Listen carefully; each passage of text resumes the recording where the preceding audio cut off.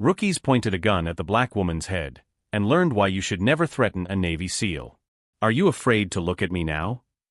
The cadet's voice echoed arrogantly and cruelly across the training yard as he held the training pistol against her temple. Around her, a dozen young men in uniform burst out laughing, taunting her further, their voices echoing off the walls of the military center. But she didn't blink, didn't move an inch. Her jaw was locked, her eyes fixed ahead, not a flicker of fear on her face, just a suffocating, absolute silence. And that made them laugh even louder. "Come on, she's frozen," shouted one of them. "I thought SEALs were tougher than that," added another, provoking a new wave of cruel laughter. The cadet with the gun leaned closer, whispering contemptuously, "Look at her. All that training, and she can't even take a little joke." Commander Tiffany Ross was 34 years old and never imagined that an undercover observation mission would become such a brutal life lesson. The first black woman Navy SEAL to lead special operations in 3 different war zones, her file was classified at such a high level that half of the instructors at the base didn't even know who she really was. She had been sent to that academy on a temporary mission just to observe, to blend in. No insignia on her shoulder, no titles on her chest, just a silent presence meant to test leadership potential and expose weaknesses where they are best hidden, in arrogance. She remained silent all morning, watching the cadets stumble through basic tactical exercises. Their posture was sloppy, their focus scattered, but their attitude, that was razor sharp. Presumptuous, privileged, dangerous. And now one of them had the audacity to press a weapon, training or not, to the temple of a combat-decorated SEAL, just to see if she would flinch. "Do you still think this is a game?" she asked, her voice cutting like steel. The courtyard fell into a deadly silence. The other cadets stood frozen, watching. One dropped his water bottle. Another backed away without realizing it. They had been trained to respect rank, to memorize procedures. But this was real. This was war experience transformed into movement. Every inch of her posture screamed combat experience. The way she breathed, the way her muscles twitched imperceptibly, the way her eyes calculated distances and angles without blinking. "That was a rubber gun," she said, still motionless. "If it had been real, you'd be scraping your little friend's brains out of your boots." What none of those privileged boys knew was that they were seconds away from discovering why you should never, ever underestimate someone just because of their appearance. While they laughed at her supposed vulnerability, her eyes revealed a serenity that only exists in those who have weathered much worse storms and lived to tell the tale. If this story of courage and justice is touching your heart, don't forget to subscribe to the channel to find out how a simple moment of humiliation would become the catalyst for a lesson none of them would ever forget. What happened in the next few seconds completely changed the dynamic of that military courtyard. The cadet holding the training weapon, Tyler Brennan, son of a retired general and accustomed to having all doors open to him because of his last name, began to laugh even louder when he realized she hadn't reacted the way he expected. "Guys, look at this," he shouted to the others, gesturing theatrically. "This lady here must think she can teach us a lesson in morality. How cute." The other cadets approached in a circle, like hyenas surrounding wounded prey. For them, this was just another morning of fun at the expense of someone who clearly didn't belong in that environment. "Seriously, where did you come from?" another teased, crossing his arms. "Because you obviously don't understand how things work around here." Commander Tiffany Ross had faced much worse situations than a bunch of spoiled boys playing soldier. At 18, she was the only black woman in her class at the Naval Academy, enduring cruel jokes and constant sabotage from classmates who believed she was stealing a spot that should have gone to a white man. At 22, she led her first mission in hostile territory, saving 7 soldiers from an ambush where the enemies had 3 times as many weapons. At 28, she survived a chemical attack that killed half her battalion, carrying 3 wounded comrades 12 kilometers to safety. And at 30, she received the Medal of Honor for a classified operation that saved hundreds of civilians from imminent massacre. But there, in that courtyard, facing the disrespect of young people who had never had to prove anything beyond the name on their ID card, she felt a familiar anger rising in her throat. "Do you have family in the military?" Tyler asked, feigning interest. "Because usually people like you only get in here because of quotas, right? Diversity and stuff." The laughter echoed again, but this time with a sharper, more directed cruelty. "I bet you've never held a real gun in your life," added another cadet, gesturing exaggeratedly. "You must have come from one of those social programs." It was exactly this kind of privileged arrogance that Tiffany had been sent to identify and correct. Her official mission was to assess leadership potential among elite cadets, but in reality she was there to figure out which of these grown children would pose a real danger when placed in command positions over actual soldiers. And now she had her answer. Tyler leaned closer, whispering loudly enough for everyone to hear, "Look, no one here wants to humiliate you unnecessarily. How about you accept that this place isn't for you and request a transfer? It would be better for everyone." "Especially for you," added another, provoking a new wave of laughter. What none of those boys knew was that every word of contempt, every cruel laugh, every gesture of superiority was being carefully filed away in the strategic mind of one of the most lethal and respected women in the U.S. Special Forces. Tiffany took a deep breath, her eyes moving slowly over the group, memorizing every face, every arrogant posture, every condescending smile. "Interesting," she murmured, almost to herself. What was interesting? Tyler moved closer, misinterpreting her calmness as submission. "Do you finally understand where you are?" "I understand perfectly," she replied, her voice maintaining that unsettling serenity. "I understand that you truly believe you deserve to be here." "Of course we deserve it," another cadet exploded. "Our families built this institution. Our parents and grandparents served with honor while people like you—" "People like me what?" she interrupted, finally turning to face them directly. The silence was instant and uncomfortable. Tyler swallowed hard, realizing that something in her demeanor had fundamentally changed. "Finish the sentence," she said, taking a step forward. "People like me what exactly?" None of them could answer.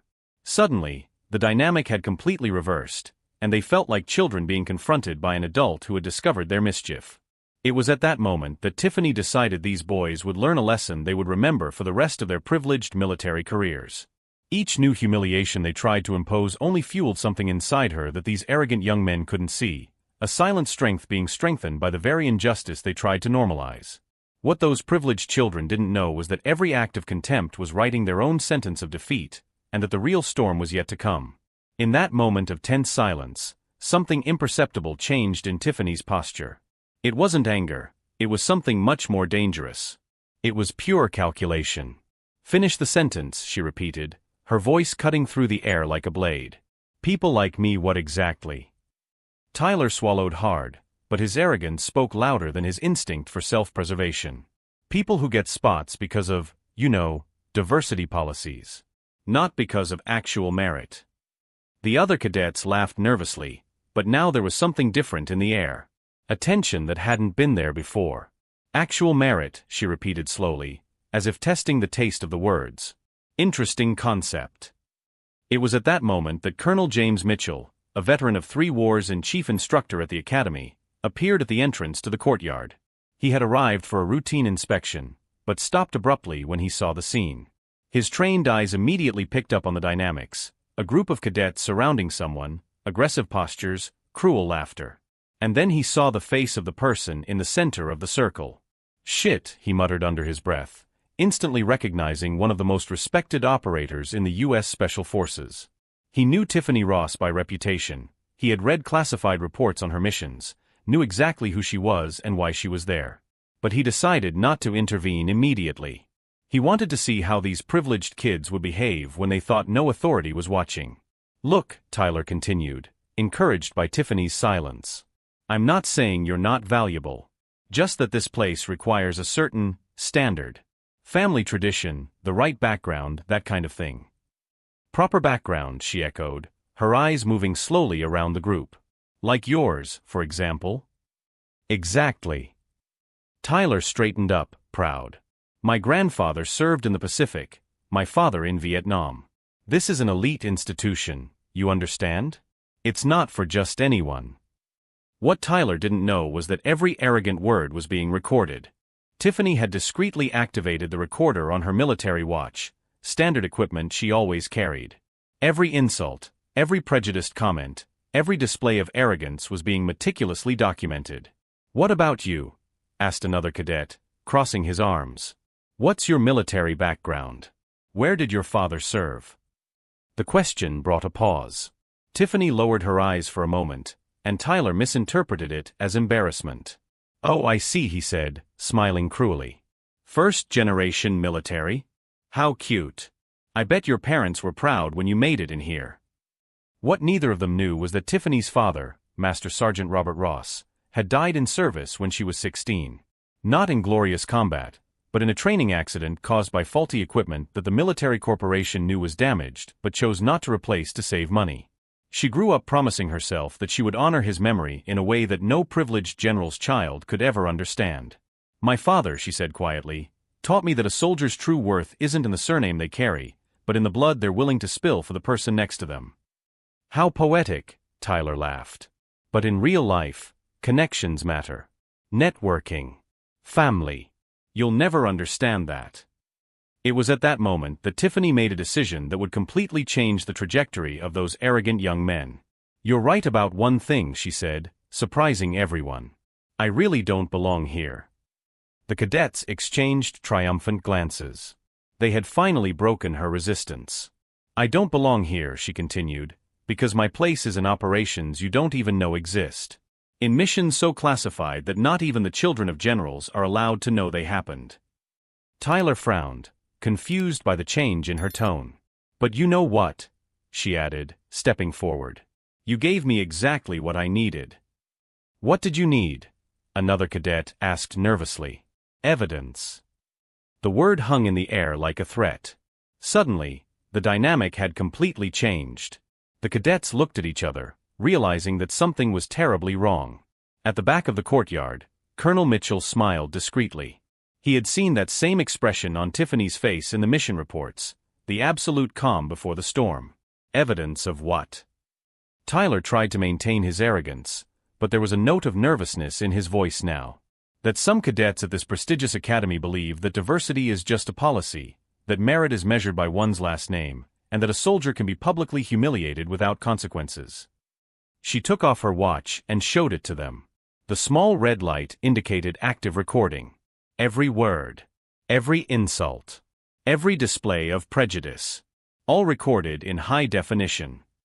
Tyler's face instantly paled. The other cadets took steps back, finally realizing they had made a terrible mistake. You can't record without our permission, one of them stammered. In a federal military facility? During an official investigation, she smiled coldly. Actually, not only can I, it's my duty. Official investigation? Tyler swallowed hard.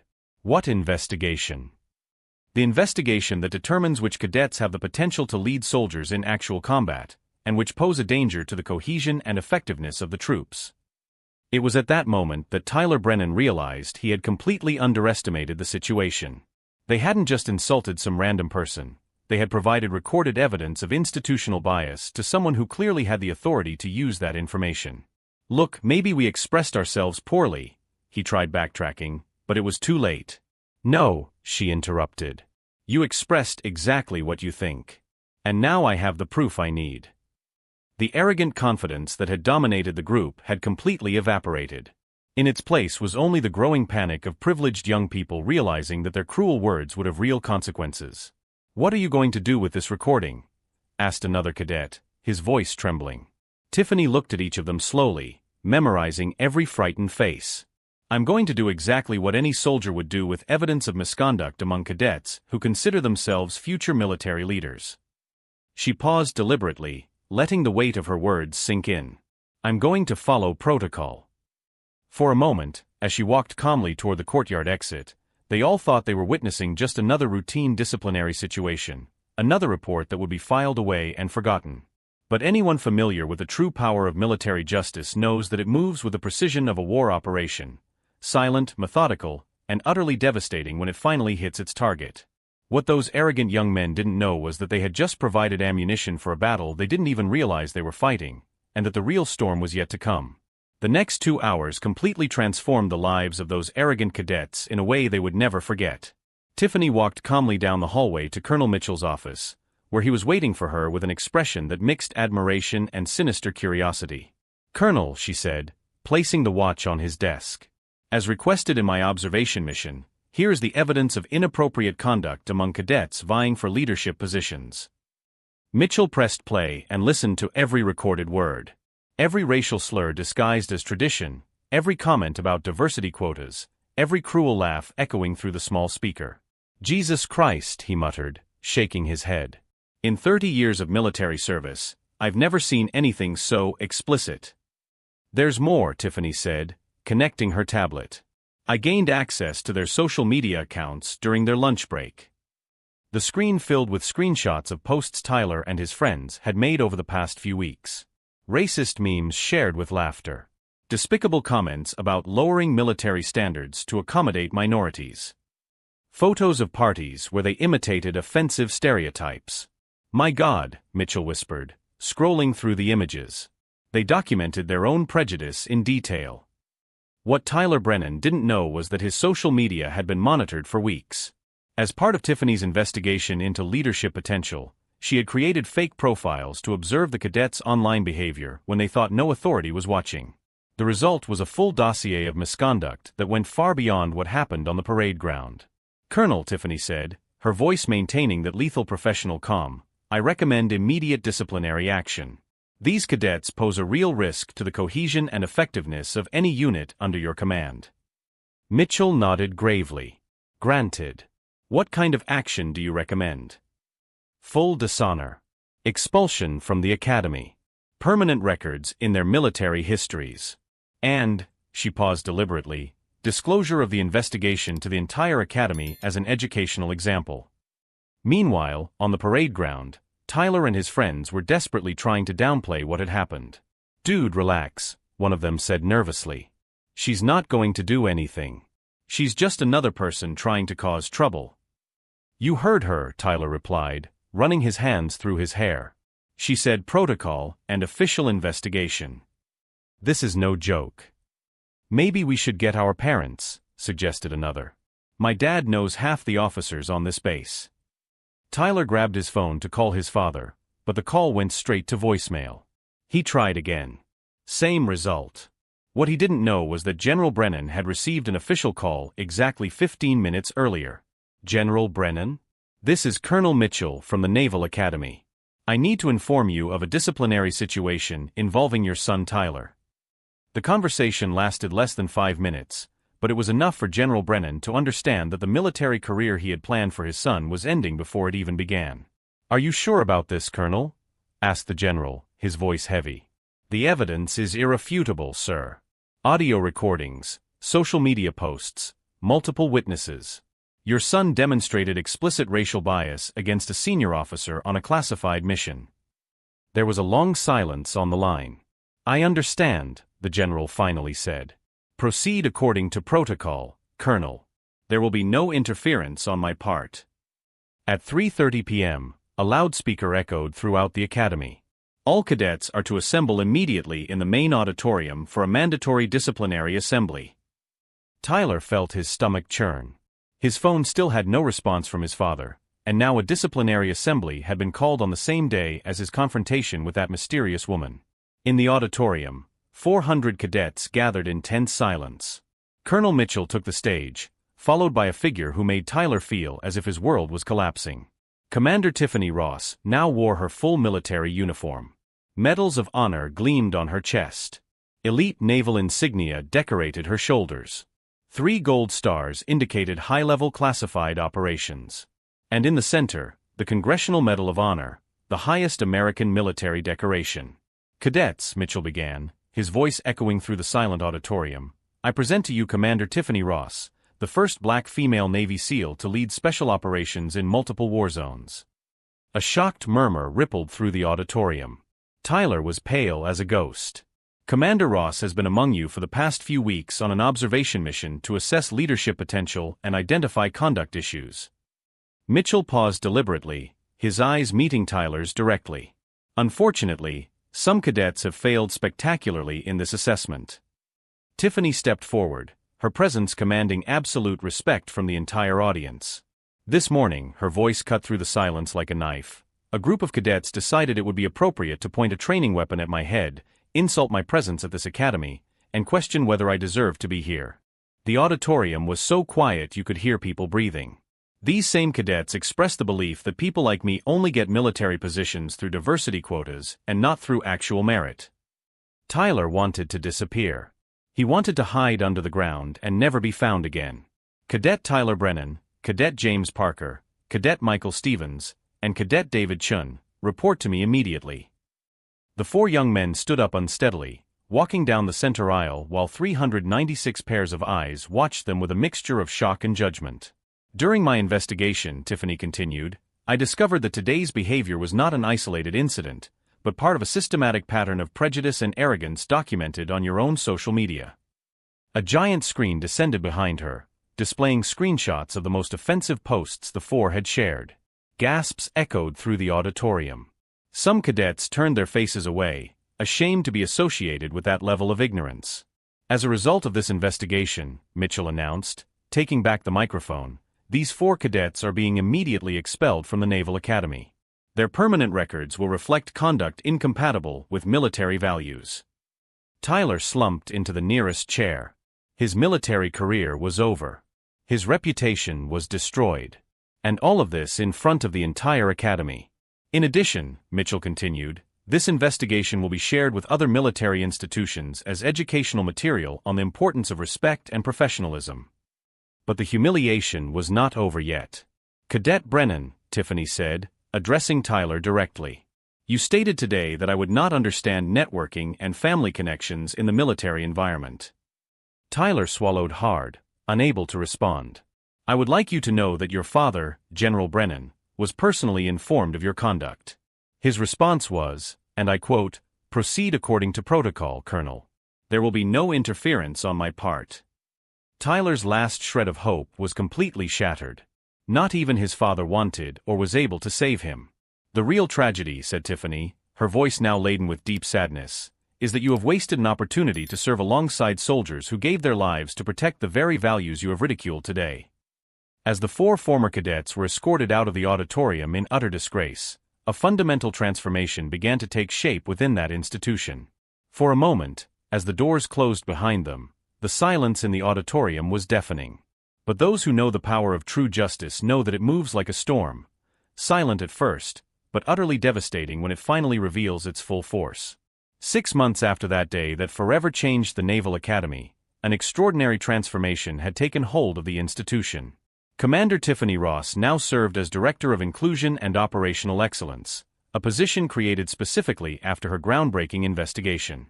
Under her leadership, the Academy implemented rigorous behavioral assessment protocols that became a model for military installations across the country. The case of the Brennan Four, as they became known in the military media, became required study in leadership courses. Tyler, James, Michael, and David not only lost their military careers, they were permanently banned from any position in federal government agencies. Tyler Brennan desperately tried to use his father's connections to get a job in the private sector, but the viral recording of his prejudiced comments had spread across all professional networks. Companies simply did not want to associate their brand with that kind of toxic mindset. But the real transformation took place in the hearts and minds of the cadets who witnessed that historic lesson. Commander Ross, Cadet Wilson said, approaching her after a lecture on inclusive leadership. I wanted to thank you for opening our eyes. I was becoming like them and didn't even realize it. Tiffany smiled, watching the young man who months ago had been just another silent follower of toxic behavior. Courage isn't about never making mistakes, Wilson. It's in recognizing when we do and choosing to be better. The Academy now welcomed candidates from all socio-economic backgrounds through scholarship programs that Tiffany had implemented.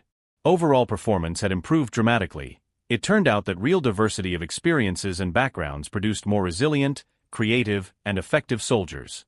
General Brennan, meanwhile, made a decision that surprised everyone. He personally sought out Tiffany for a private conversation. Commander, he said, his voice laden with genuine regret. I failed as a father in raising Tyler with those distorted values. I would like to support your cultural transformation programs. The significant donation he made to the Academy's inclusion programs became the first of many. Other veteran officers, ashamed of the behavior of their own privileged children, began to question how they had unconsciously perpetuated a culture of exclusion. Tyler Brennan, on the other hand, learned his lessons the hard way. Working odd jobs to survive, he finally began to understand what it meant to have no automatic privileges. 6 months later, he wrote a public letter of apology that was widely shared, but it came too late to reverse the consequences of his actions. Commander Ross, he wrote, I cannot undo my ignorance, but I can testify that you were right about real merit. For the first time in my life, I am learning what it means to earn something through my own efforts. Tiffany's response was public and powerful. Genuine regret is the first step toward real growth. But consequences remain as reminders that our choices matter. The most profound lesson came when Tiffany received an unexpected call. Commander Ross. This is Senator Patricia Hamilton.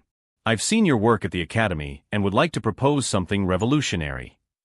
The proposal was to expand Tiffany's protocols to all U.S. military academies. Her methodology for identifying systemic biases and building inclusive leadership would be implemented nationally. Senator, Tiffany replied, it would be an honor to serve in a way that my father would be proud of. On the first anniversary of that historic confrontation, the Academy held a special ceremony. Cadets from all backgrounds, united by real values of excellence and mutual respect, paid tribute to the soldiers who gave their lives for a country that promises equal opportunities for all. Tiffany, watching those diverse young people singing the national anthem with genuine unity, felt a deep satisfaction. It wasn't revenge she felt, it was fulfillment. True justice was not in destroying those who discriminated against her, but in building a system where future generations would never face the same ignorance. The best revenge, she said in her final speech, is not to lower those who lowered us. It is to raise the bar so high that mediocre behavior simply can no longer compete. Tyler Brennan, watching that ceremony on television from his small apartment, finally understood the magnitude of what he had lost. Not just a career, he had lost the chance to be part of something bigger than himself. To serve alongside extraordinary people who measured value by character, not by last name. The Naval Academy now had the highest performance and satisfaction rates in its history. Cadets competed to study there, not for elitist prestige, but for real excellence and the opportunity to serve in an environment that truly honored the best military values. Tiffany Ross proved that when you face prejudice with intelligence, dignity, and purpose, you don't just win, you transform the battlefield itself. What about you? Have you ever faced situations where you had to prove your worth against established prejudices? Leave your story and how you reacted in the comments. Subscribe to the channel for more stories that show how true excellence always finds a way to shine, regardless of the obstacles that try to obscure it. The commander destroyed their arrogance without having to lower herself, and built something much greater in the process.